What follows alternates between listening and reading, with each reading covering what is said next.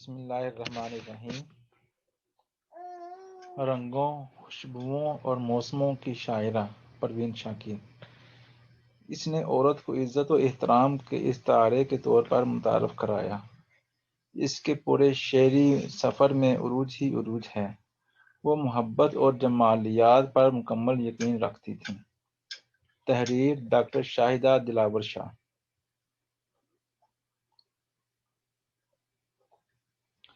20ویں اور 21ویں صدی میں جس شاعرہ کو رنگوں، خوشبوؤں اور موسموں کی شاعرہ کے نام سے موسوم کیا جاتا ہے، اس کے نام اور کام سے سب اہل سخن واقف ہیں۔ میں جب بھی پروین شاکر پر قلم فرسائی کرنے کی کوشش کرتی ہوں تو اس دوران میں ماضی، حال اور مستقبل پر نگاہ ضرور رکھتی ہوں، مگر ان تینوں ادوار میں مجھے دور دور تک نہ تو پروین شاکر کے قریب کوئی شاعرہ پھٹکی ہوئی دکھائی دیتی ہے اور نہ ہی اس کے لہجے کی پرچھائی کسی میں موجود ہے اور نہ ہوگی۔ اس خوشبوئے سخن کو ہم سے رخصت ہوئے کتنے سال گزر گئے ہیں، مگر اس کے ہونے کی شمع پوری آب و تاب کے ساتھ منور ہے۔ اس کے لہجے کا جادو ہمیشہ سر چڑھ کے بولتا رہے گا۔ تمام باکمال اور مستند شعراء نے انہیں خوشبوؤں کی ملکہ شاعرہ کہا ہے۔ اس کی شاعری میں محبت کی زرخیزی، ہجر، وصال، یاس اور امید کا ہر رنگ پایا جاتا ہے۔ اس کی شاعری میں شعور اور ادراک سے وافر احساس اور جذبے حاوی ہیں، لیکن اس کے ساتھ ساتھ اس کا حادثہ فکر بھی اتنا توانا ہے کہ وہ تخیل کے ارفع آسمانوں کے سیر کراتی دکھائی دیتی ہیں۔ معروض، موضوع، خارج، داخل اور خیال و تمثال، غرض ہر احساس اس کے حروف میں موجود ہے۔ اس کی شاعری کی فضا احساس کی دنیا کا ایک جہان آباد رکھتی ہے۔ پروین شاکر کے نرم و ملائم اسلوب نے اہل ذوق کے دل جیت رکھے ہیں۔ یہی خوابستان سے آئی ہوئی ملکہ شعر و سخن ہے کہ جس کے لہجے نے نئے دور کی صنف نازک کو حرف کو ملتا سے متعارف کرایا اور ان کی بے چین اور سوئی جاگتی آنکھوں کو خواب دیکھنے کا فن سکھایا۔ یہ پروین شاکر ہی ہے جس نے کچی عمر کے خوابوں کو سند دوام بخشا۔ اس کی پوری شعری سفر میں عروج ہی عروج ہے اور اس کے ذات اور وجود میں درد و والم، کرب اور ٹوٹ پھوٹ کے انبار لگے ہوئے ہیں۔ مجھے کبھی کبھی یوں لگتا ہے کہ سونی زلفوں، حیران اور غزالی آنکھوں، مشعلی رخساروں، اداس اور شگفتہ مسکراہٹ والی حسینہ اپنے انجام سے بخوبی آگاہ تھی۔ اس کے واضح اشارے اس کی شاعری میں نظر آتے ہیں۔ وہ جانتی ہے کہ جبر کی یہ کہانی صدی در صدی دہرائی جاتی ہے، سو جس صدی میں اس کے ساتھ اداسیوں کی کہانی دہرائی گئی، وہ صدی میں خود اس کی جادوئی شخصیت میں ڈوب گئی، اور ایسی ڈوبی کہ جیسا میں نے مندرجہ بالا سطور میں عرض کیا ہے کہ مستقبل میں بھی کبھی پروین شاکر سے یہ شعری میدان خالی رہے گا، جس کا خلا صرف پروین شاکر کی اپنی ذات اور وجود سے ہی بڑھتی ہے۔ وہ کہتی ہے، اپنی رسوائی تیرے نام کا چرچا دیکھوں، ایک ذرا شعر کہوں اور میں کیا کیا دیکھوں، نیند آ جائے تو کیا محفلیں برپا دیکھوں، آنکھ کھل جائے تو تنہائی کا صحرا دیکھوں، شام بھی ہو گئی دھندلا گئی آنکھیں بھی مڑی،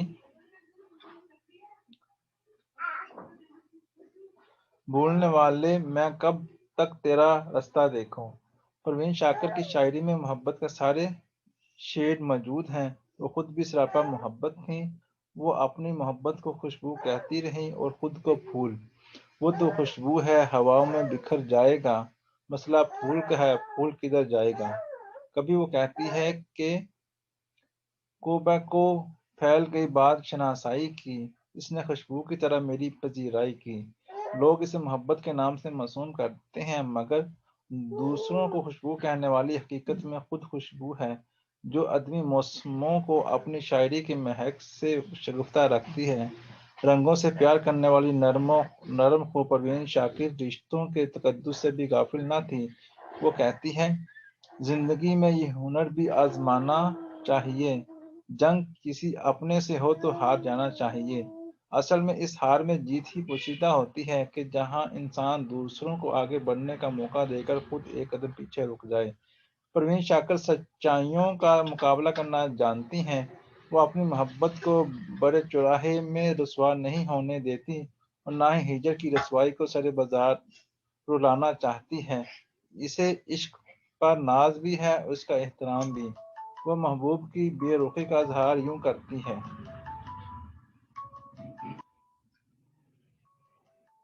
کیسے کہہ دوں کہ مجھے چھوڑ دیا ہے اس نے، بات تو سچ ہے مگر بات ہے رسوائی کی۔ پروین شاکر کو اپنے ہونے کا مکمل ادراک ہے۔ اسے پتہ ہے کہ وہ کبھی نہ مرنے والی شاعرہ ہے۔ وہ جانتی ہے کہ اسے اس طرح کا سفر کرنا ہے کہ ہمیشہ لوگوں کے دلوں میں دھڑکنا اور سوچ میں غرق کرنا ہے۔ سو وہ یہ بات برملا کہتی ہے کہ مر بھی جاؤں تو کہاں لوگ بلا ہی دیں گے، لفظ میرے میرے ہونے کی گواہی دیں گے۔ پروین شاکر ایک حساس شاعرہ ہے اور اس نے احساسات کی آخری حدوں کو چھو کر تخیل کو مقید کیا ہے۔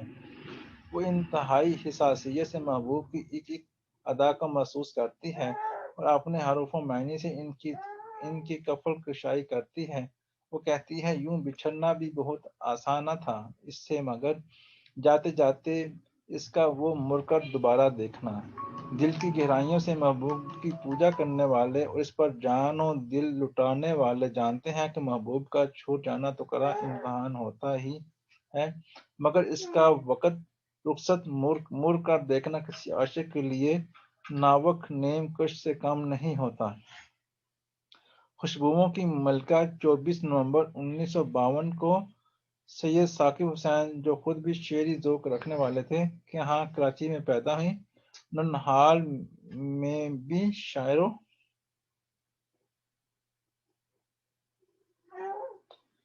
و ادب کا رواج تھا۔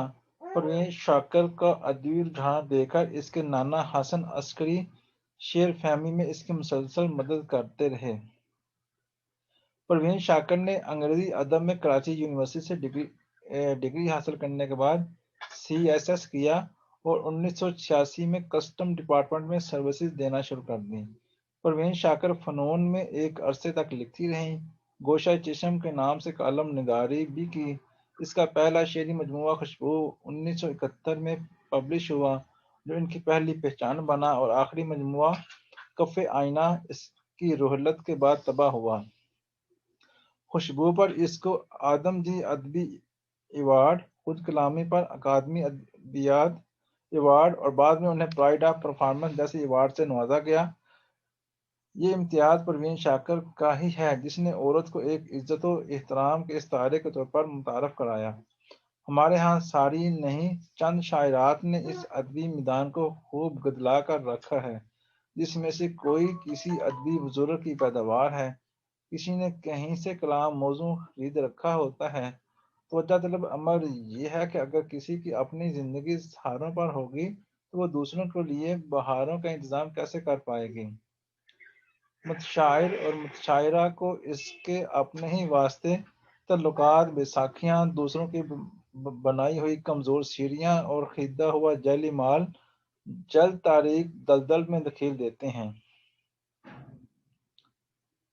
مجھے کہنے دیجیے کہ بنیادیں کھوکھلی ہوں تو کردار کمزور رہ جاتے ہیں۔